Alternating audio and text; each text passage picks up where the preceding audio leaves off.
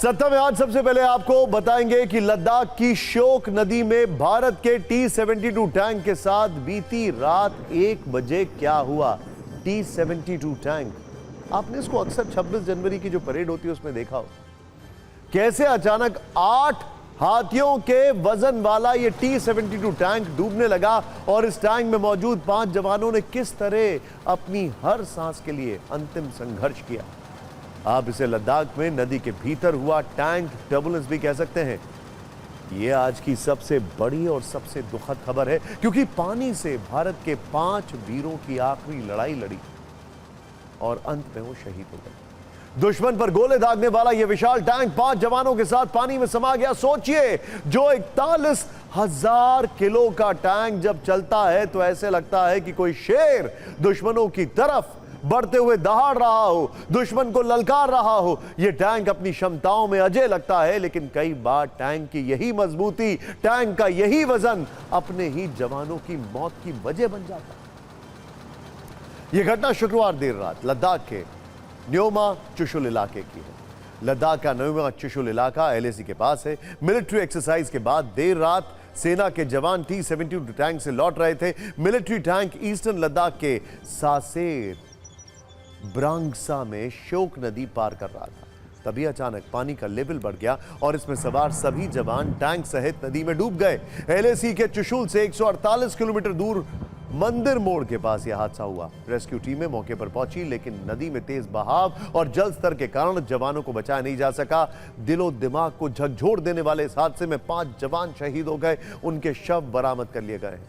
आप जानते हैं ये टैंक का इस्तेमाल उस एरिया में क्यों होता है?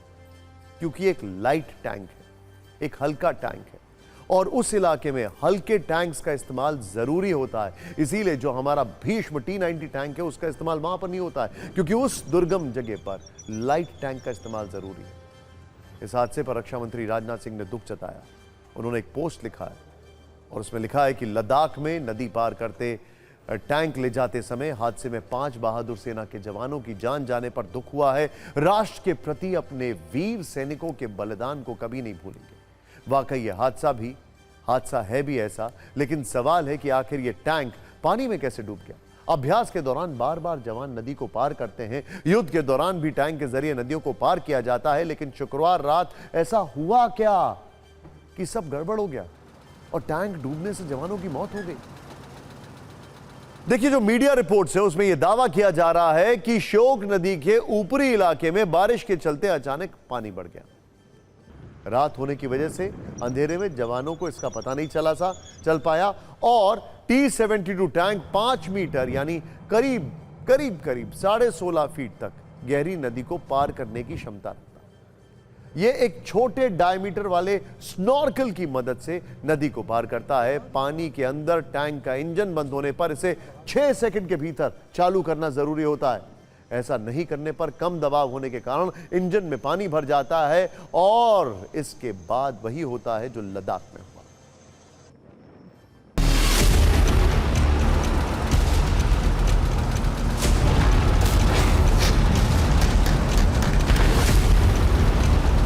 ये अपने आप में एक लाइव ट्रेनिंग होती है। इसमें प्रिकॉशन ज़रूर लिए जाते हैं, but at the same time training बिल्कुल रियलिस्टिक करी जाती है।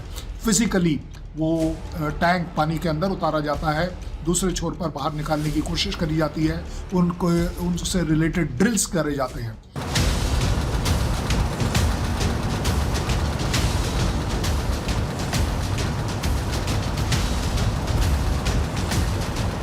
लेह लद्दाख एरिया में वेदर स्टेशंस को बढ़ाना पड़ेगा, क्योंकि जब भी वहाँ से कोई एक वेस्टर्न डिस्टर्बेंस निकलती है तो ऊंची पहाड़ियों में बारिश होने से कभी कभी जल स्तर अचानक बढ़ जाता है।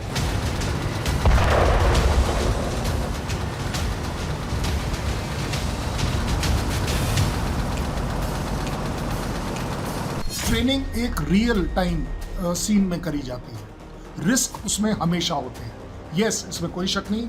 एडिक्वेट प्रिकॉशंस लिए जाते हैं, हर वो चीज़ करी जाती है जिससे कि कोई मेजर एक्सीडेंट ना हो, लेकिन इसके बावजूद इस तरह का एक्सीडेंट होना कभी भी ओवर रूल नहीं किया जा सकता।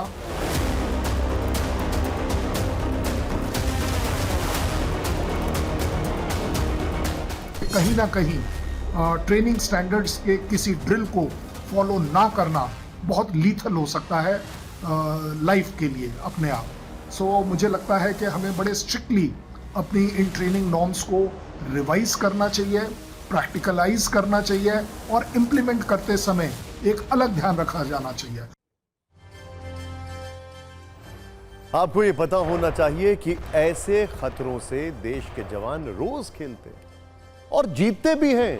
टैंक पर सवार होकर नदियों को पार करना, टैंक पर सवार होकर पहाड़ों पर चलना, ऊंची चोटियों और दुश्मनों का सामना करना, विपरीत परिस्थितियों में भी डट कर रहना जवानों के लिए बड़ी साधारण सी बात है, रेगुलर अफेयर जिसे अंग्रेजी में कहते हैं। लेकिन कभी कभी मौसम और हालात इतने खराब हो जाते हैं या इतना तेजी से बदलते हैं कि जानलेवा हादसे हो जाते हैं।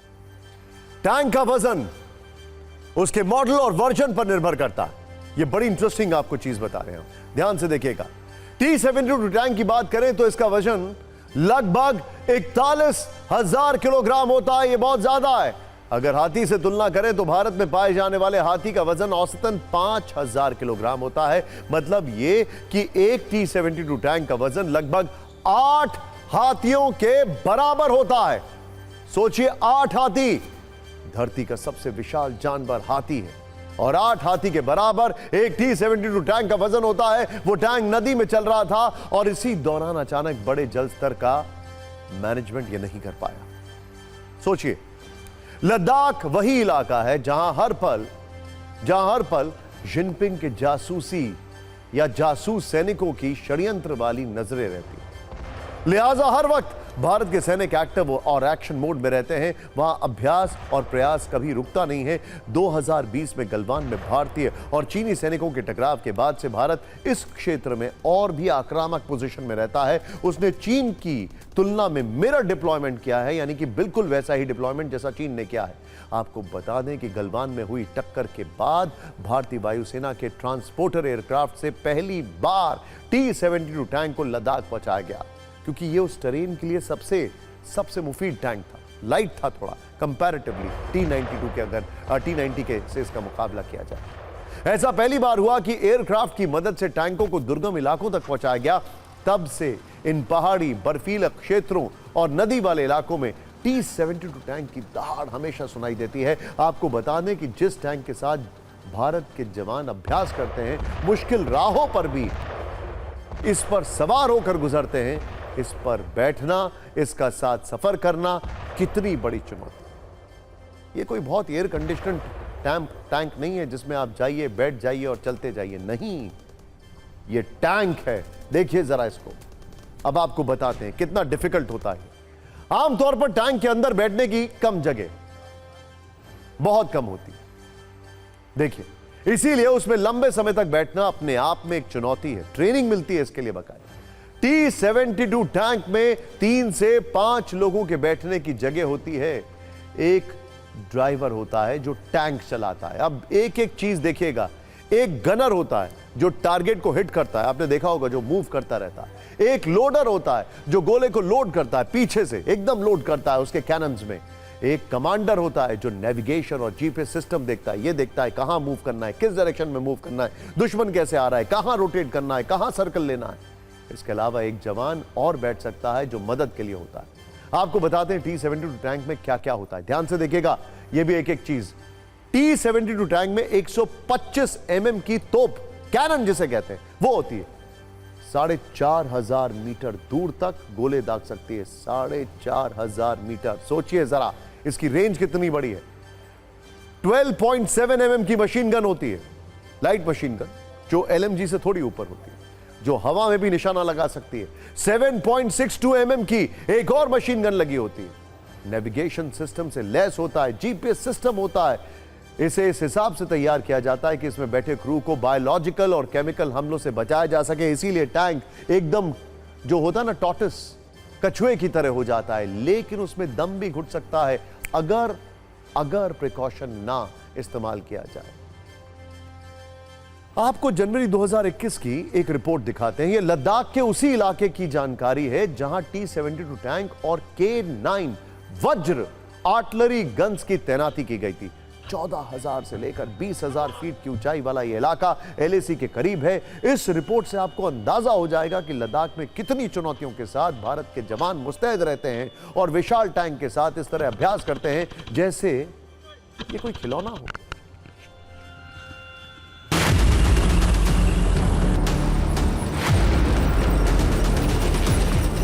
ईस्टर्न लद्दाख के इलाकों में मैं जहां मौजूद हूं, ये 10,000 से 12,000 फीट की ऊंचाई पर है। खास बात ये कि इन इलाकों में आम इंसान का बने रहना भी बहुत मुश्किल होता है और इनको इन आर्टिलर्स को यहाँ पहुँचाना बेहद मुश्किल एहसास था।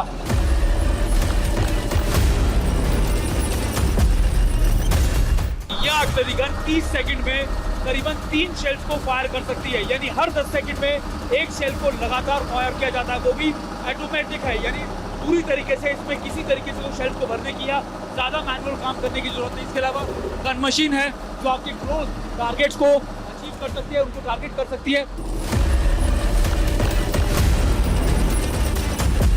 5 लोगों की टीम होती है जिसमें 4 लोग जो होते हैं वो पीछे की तरफ होते हैं, एक जो ड्राइवर होता है यानी जो मेन होता है वो आगे होता है, बाकी जो कंट्रोलर, गनर, लोडर और चौथे जो शख्स होते हैं वो इसी चारों के अंदर बैठते हैं। 8 से 10 सेकंड के अंदर ये एक शेल को लोड करके फायर कर देता है। यानी अगर आप देखें कि यहाँ पर कुछ बटन्स लगाए गए हैं, जो यहाँ पर लोडर होता है उस बटन को दबाता है और ये जो शेल हैं अगर आप देखें करीबन 50 के करीब जो शेल्स हैं इसमें आते हैं, जिसमें करीबन ऊपर की तरफ अलग होते हैं, 18 शेल्स नीचे आते हैं रिजर्व में। उसके अलावा जो बाकी शेल्स होते हैं उनको इस तरीके से लोड कर दिया जाता है। करीबन 50 के करीब शेल जो है वो एक बार में यहाँ पर लोड होकर ये आगे लेकर जा सकता है। ये हाई एल्टीट्यूड में और डेजर्ट एरिया में दोनों कारगर है। खास बात यह कि -50 डिग्री हो, 40 डिग्री हो माइनस, या फिर 50 डिग्री रेगिस्तान का इलाका हो, उसके अंदर भी अंदर बैठे लोगों को कोई दिक्कत ना हो, इसका भी इंतजाम किया गया। यानी इसमें खास तौर पर AC भी लगाया गया है और हीटर्स को भी लगाया गया है। अगर आप देखें, मैं कैमरा पर्सन आपको दिखा पाए, इन हीटर्स को लगाया गया है जो इसको गर्म रखते हैं।